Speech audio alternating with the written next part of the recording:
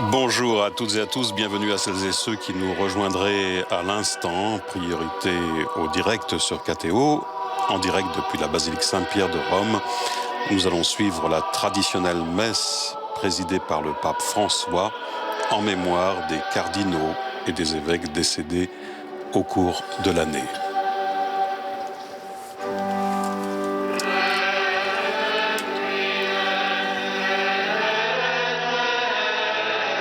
L'entrée dans cette célébration avec la procession se fait avec le chant du psaume 64. Il est beau de te louer, Dieu dans Sion, de tenir ses promesses envers toi qui écoute la prière, et avec l'antienne Requiem Aeternam.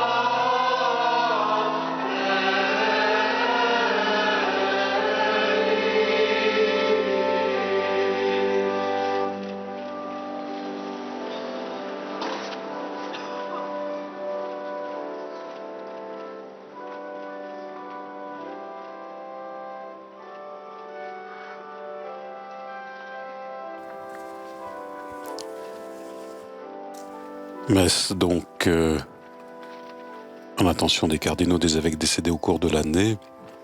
14 cardinaux sont décédés au cours de ces 12 derniers mois.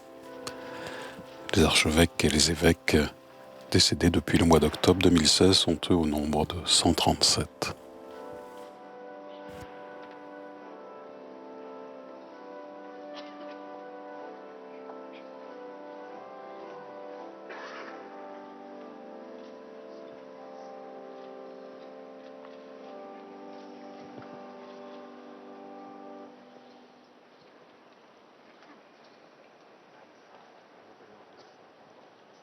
Nomine Patris et Filii et Spiritus Sancti. Amen. Pax vobis. Et cum spiritu tuo. Fratres, agnoscamus peccata nostra, ut aptissimus ad sacra mysteria celebranda.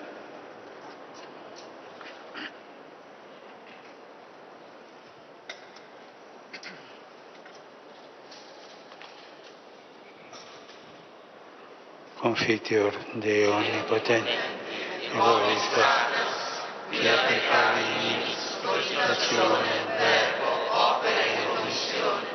Mea culpa, mea maxima culpa.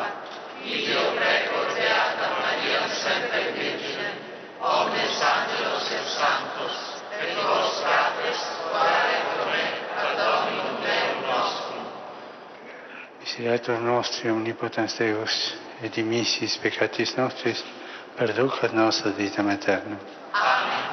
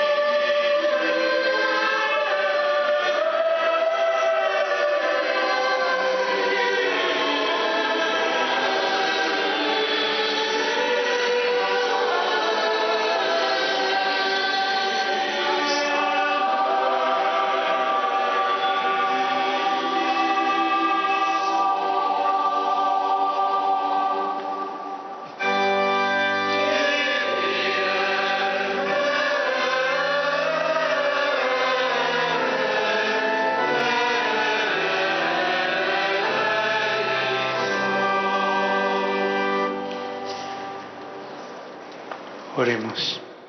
Prions. Deus, interapostolico sacerdotes. Dieu miséricordieux qui a appelé tes serviteurs cardinaux et évêques à faire partie du collège épiscopal, donne-leur de partager dans ton royaume la récompense promise aux fidèles ministres de l'Évangile. Qui te convivit et regnat in unitate Spiritus Sancti, Deus, per omnia saecula saeculorum. Amen.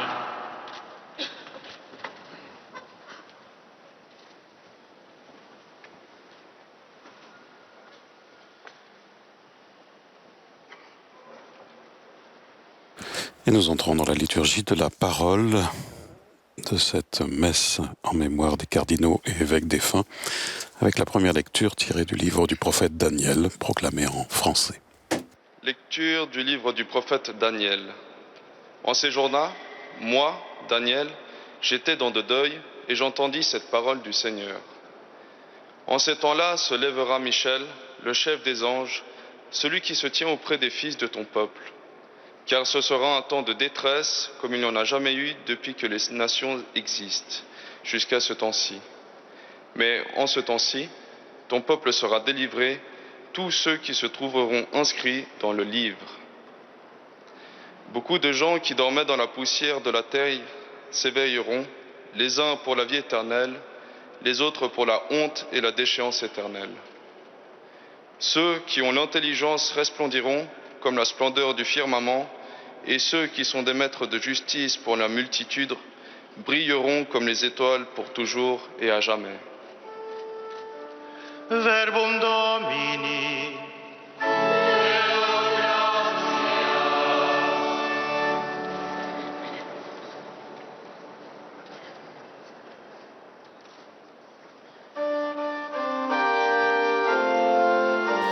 Le psaume responsorial, le psaume 41. Mon âme a soif du Dieu vivant. L'anima mia sete del Dio vivente. L'anima mia sete del Dio vivente. Come la cerva nei corsi d'acqua, così l'anima mia anela te, o Dio. L'anima mia sete del Dio vivente. L'anima mia sete di Dio, del Dio vivente, quando verrò e vedrò il volto di Dio. L'anima mia sete del Dio vivente. Avanzavo tra la folla, la precedevo fino alla casa di Dio, fra i canti di gioia e di lode di una moltitudine in festa. L'anima mia sete del Dio vivente. Manda la tua luce e la tua verità, siano esse a guidarmi, mi conducano alla tua santa montagna, alla tua dimora.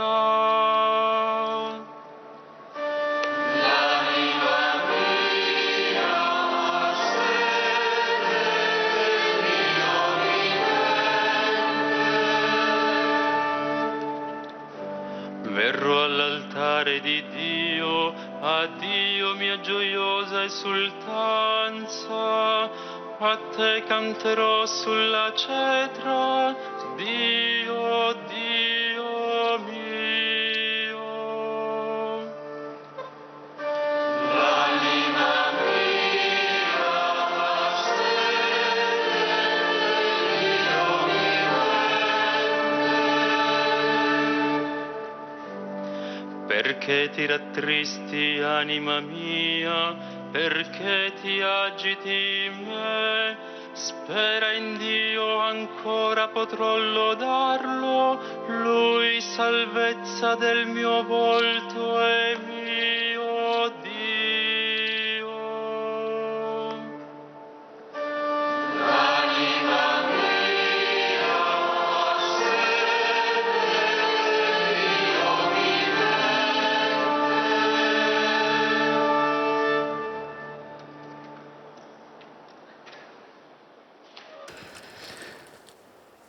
La seconde lecture proclamée en anglais, tirée de la seconde lettre de Saint Paul apôtre à Timothée.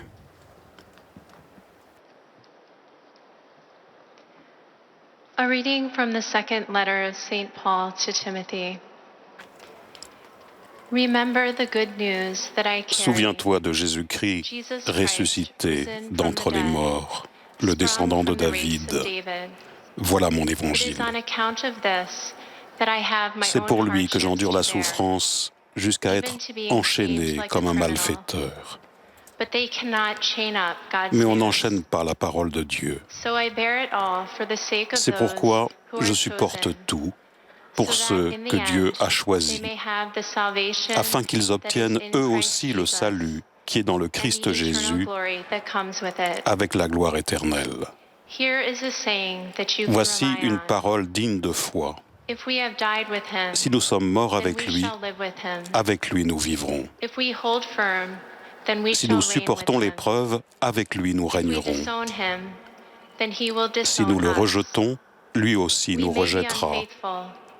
Si nous manquons de foi, lui reste fidèle à sa parole, car il ne peut se rejeter lui-même.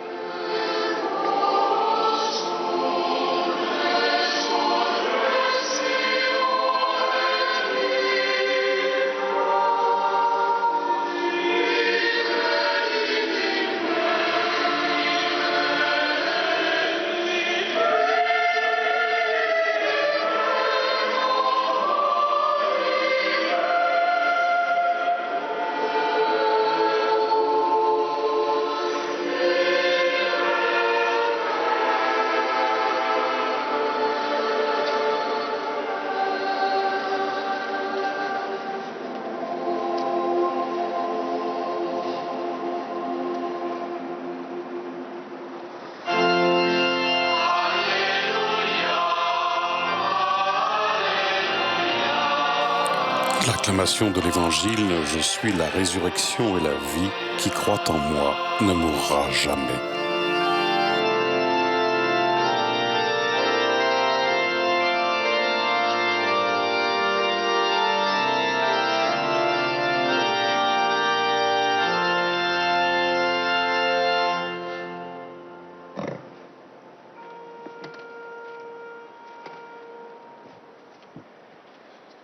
Dominus vobiscum, et spiritu tuo.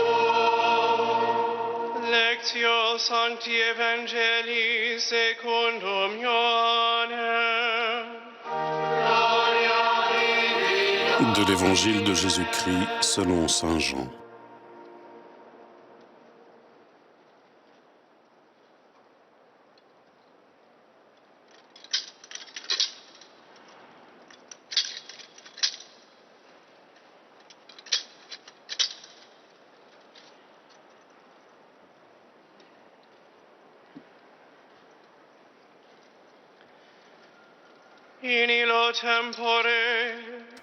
En ce temps-là, Jésus disait : «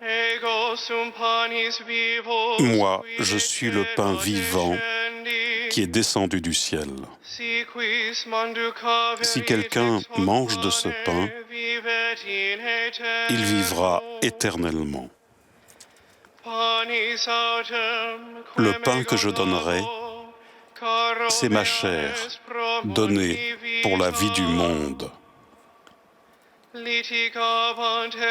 Les Juifs se querellaient entre eux. Comment celui-là peut-il nous donner sa chair à manger ?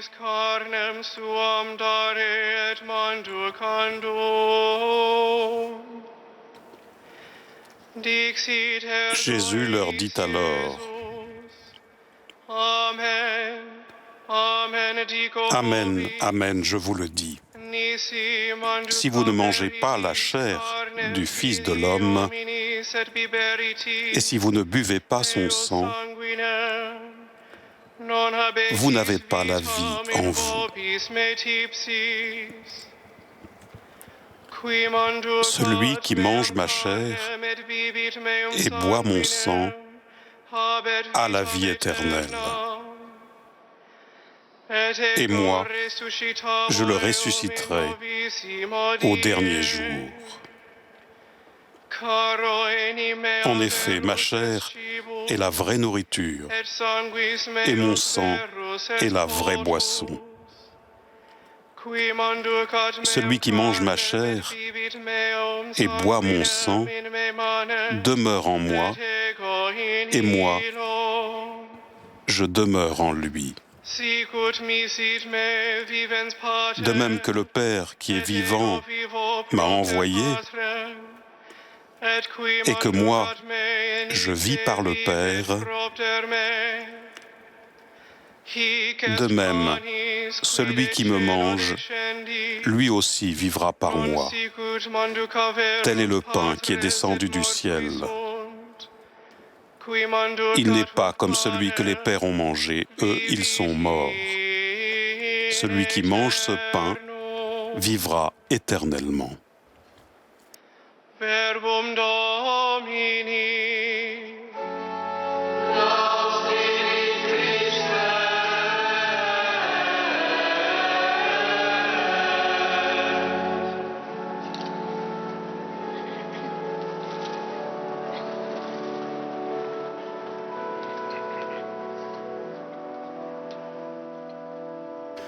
Et nous écoutons l'homélie du Saint-Père.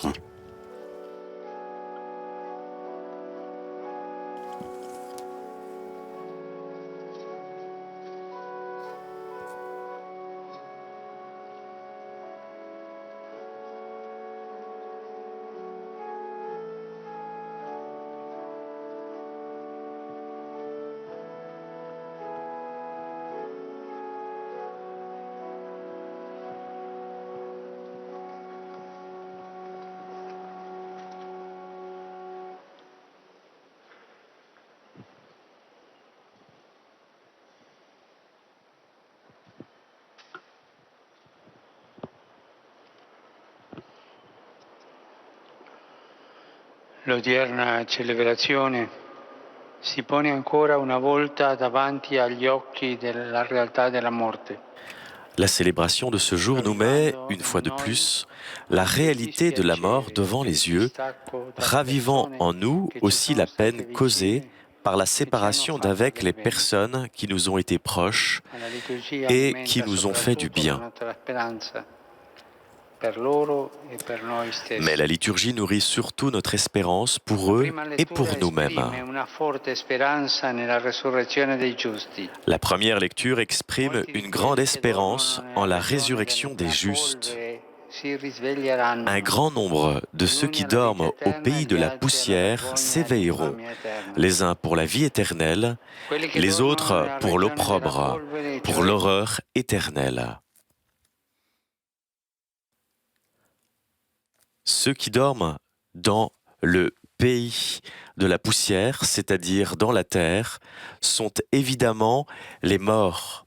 Et le réveil de la mort n'est pas en soi un retour à la vie.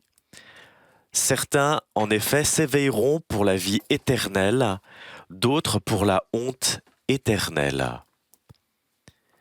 La mort rend définitive cette bifurcation qui est, dès ici-bas en ce monde, se présente devant nous.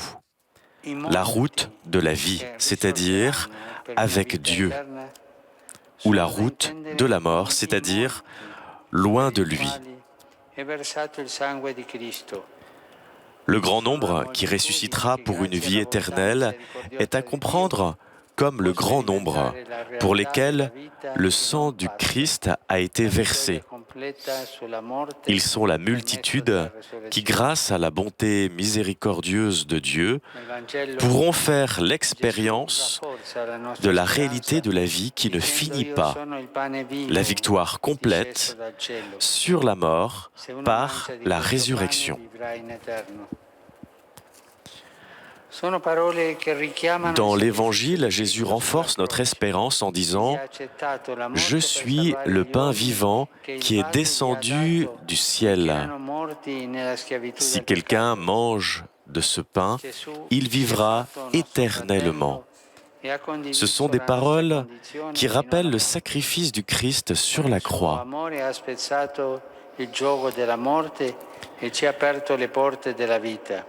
Il a accepté la mort pour sauver les hommes que le Père lui a donnés et qui étaient morts dans l'esclavage du péché. Jésus s'est fait notre frère et il a partagé notre condition jusqu'à la mort. Par son amour, il a brisé le joug de la mort et nous a ouvert les portes de la vie. En nous nourrissant de son corps et de son sang, nous nous unissons à son amour fidèle qui porte en lui l'espérance de la victoire définitive du bien sur le mal, sur la souffrance et sur la mort. En vertu de ce lien divin de la charité du Christ, nous savons que la communion avec les défunts ne reste pas seulement un désir, une imagination, mais devient réalité. La foi que nous professons en la résurrection nous porte à être des hommes d'espérance et non de désespoir, des hommes de la vie et non de la mort, car la promesse de la vie éternelle, enracinée dans l'union au Christ, ressuscite, car la parole dans le Christ ressuscité nous console. Cette espérance rallumée en nous par la parole de Dieu nous aide à prendre une attitude de confiance face à la mort. En effet, Jésus nous a montré qu'elle n'est pas le dernier mot, mais l'amour miséricordieux du Père nous transfigure et nous fait vivre la communion éternelle avec lui.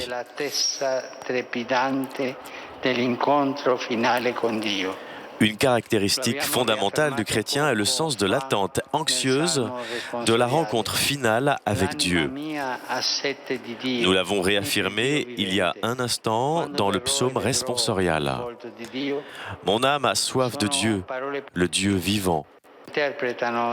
Quand pourrais-je m'avancer paraître face à Dieu ? Ce sont des paroles poétiques qui interprètent de manière émouvante notre attente vigilante et assoiffée de l'amour, de la beauté, du bonheur et de la sagesse de Dieu. Ces expressions du psaume s'étaient imprimées dans l'âme de nos frères cardinaux et évêques dont nous nous souvenons aujourd'hui. Ils nous ont laissés, après avoir servi l'Église et le peuple qui leur avait été confié, dans la perspective de l'éternité. Alors que nous rendons grâce pour le service qu'ils ont généreusement rendu à l'Évangile et à l'Église, il nous semble les entendre répéter avec l'apôtre « L'espérance ne déçoit pas ». Oui, elle ne déçoit pas. Dieu est fidèle. Et notre espérance en lui n'est pas vaine. Invoquons pour eux l'intercession maternelle de la très sainte Vierge Marie pour qu'ils participent au banquet éternel qu'avec foi et amour, ils ont goûté par avance pendant leur pèlerinage sur la terre.